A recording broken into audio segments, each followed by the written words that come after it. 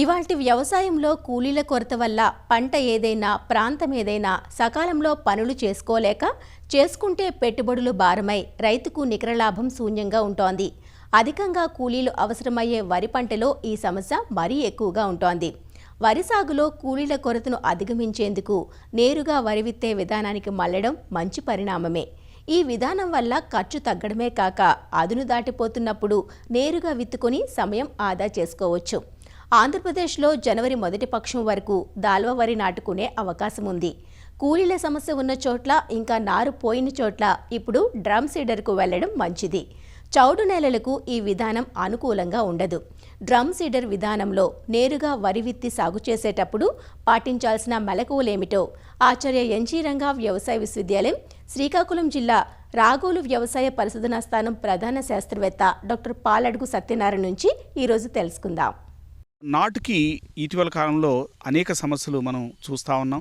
ముఖ్యంగా లేబర్ సమస్య చాలా ఎక్కువగా ఉన్న నేపథ్యంలో రైతుకి ఏంటంటే సకాలంలో లేబర్ దొరకపోవటం వల్ల అవనండి, లేదా లేబర్ ఖర్చు ఎక్కువ అవటం వల్ల కానివ్వండి, రైతు ఏంటంటే ఇతర పద్ధతుల మీద, ముఖ్యంగా ప్రత్యామ్నాయమైన పద్ధతుల మీద మొగ్గు చూపుతున్న నేపథ్యంలో అటు దిగుబడి తగ్గకుండాను సాగు ఖర్చు గణనీయంగా, అంటే లేబర్ మీద సాగు ఖర్చు గణనీయంగా తగ్గి మార్గాల వైపు రైతు మొగ్గు చూపుతున్న నేపథ్యంలో ఎదజల్లి సాగు చేసే విధానం కూడా చాలా ఎక్కువగా ఇటీవల కాలంలో మనం చూస్తూ ఉన్నాం. దాళవా సీజన్లో దమ్ము చేసి నేరుగా విడుదలే సాగు విధానం చాలా ప్రాచుర్యం పొందుతుంది. ముఖ్యంగా గోదావరి జిల్లాలు, ఇతర ప్రాంతాలు చూసినట్టయితే రైతులు దీనివైపు బాగా మొగ్గు చూపుతున్నారు. ఇందులో ఏంటంటే ఒక నిర్దిష్ట వరుసల్లో ఒక నిర్దిష్ట మోతాదులో విత్తనాన్ని కనుక మనం అందించగలిగినట్టయితే ఆశించిన దిగుబడులు పొందడానికి ఆస్కారం ఉంటుంది. ఈ డ్రమ్ సీడర్ పెద్ద ఎక్కువ ఖరీదు కూడా ఉండదు, 3,000 రూపాయలు ఖరీదు ఉంటుంది. ఈ డ్రమ్ సీడర్ ఏంటంటే దాదాపుగా 8 వరుసల్లో మనకు విత్తనం పడే అవకాశం ఉంది. ప్రతి వరుసకి కూడా 20 సెంటీమీటర్లు వరుసకి మధ్య వ్యత్యాసం ఉండే అవకాశం ఉంది.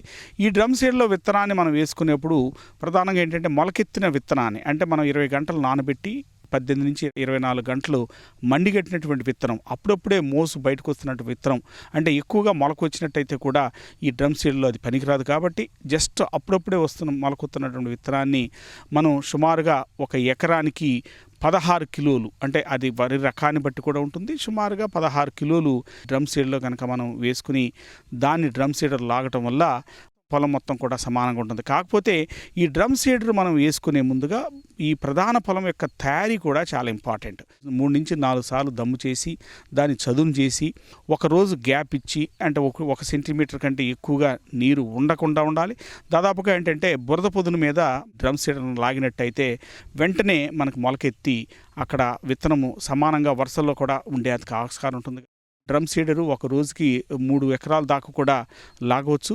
ఒక మనిషి విత్తనాన్ని అందించేందుకు ఇంకో మనిషి డ్రమ్ సీడరు తేలిగ్గా లాగవచ్చు.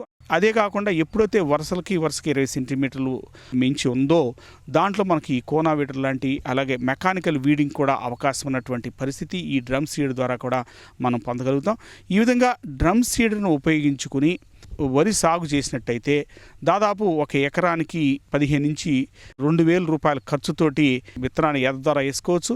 నాటుకు విధానంలో అయినట్టయితే ఒక ఎకరానికి నాటుకి 5 నుంచి 6,000 సాగు ఖర్చు మనం చూస్తున్నాం. ఈ డ్రమ్ సీడర్లో పండినటువంటి పంటలో కూడా 2 నుంచి 3 బస్తాలు అదనంగా కూడా దిగుబడులు ఈ డ్రమ్ సీడర్ ద్వారా కూడా మనం పొందడానికి ఆస్కారం ఉంటుంది. కాకపోతే ఈ డ్రమ్ సీడరు ఇతర పద్ధతుల్లో లాగానే కలుపు సమస్యని మనం ఖచ్చితంగా మనం చూసుకోవాలి. ముఖ్యంగా ఏంటంటే 3 నుంచి 5 రోజుల తర్వాత మనకి ప్రీ ఎమర్జెన్సీ హెర్బిసైడ్స్ అంటాం, అంటే కలుపు మొలక ముందే మనం వేసుకోవాల్సినటువంటి కలుపు రసాయనాలు ఉన్నాయి. ప్రిట్లోక్లోర్ అయినట్టయితే ఒక ఎకరానికి 500 నుంచి 600 ml కానివ్వండి, లేదా ఆక్సాడయార్జిల్ అయినట్టయితే ఒక ఎకరానికి 40 గ్రాములు దీన్ని ఇసుకతో కలుపుకొని దీన్ని ఈ విధంగా 3 నుంచి 5 రోజుల మధ్య వేసుకోవాలి. ఆ తర్వాత కలుపు, అంటే 8 నుంచి 12 రోజులు అయినట్టయితే బెనూల్ సల్ఫరాన్ మిథైల్ దీన్ని అయినట్టయితే 35 గ్రాములు ఒక ఎకరానికి కానీ, లేదా ఈ మందులు ఏది వాడినట్టయితే 3 రోజుల నుంచి 25 రోజుల మధ్య అయినట్టయితే ఈ బెనూల్ సల్ఫరాన్ మిథైల్తో పాటు పెట్లోక్లోర్ కాంబినేషన్ని దీన్ని సుమారుగా 4 కిలోలు ఈ గుళికల్ని సుమారుగా 20 కిలోల ఇసుకతో కలిపి మనం వేసుకున్నట్టయితే కూడా ఇది కూడా మనకి ఈ కలుపుని సమర్థవంతంగా నివారణ చేసుకునే అవకాశం ఉంది. ముఖ్యంగా ఎరువుల యాజమాన్యం చూసుకున్నట్టయితే ముఖ్యంగా దమ్ములో సింగిల్ సూపర్ ఫాస్ఫేట్ సుమారుగా 150 కిలోలు మొదట్లోనే ఇచ్చుకోవాలి.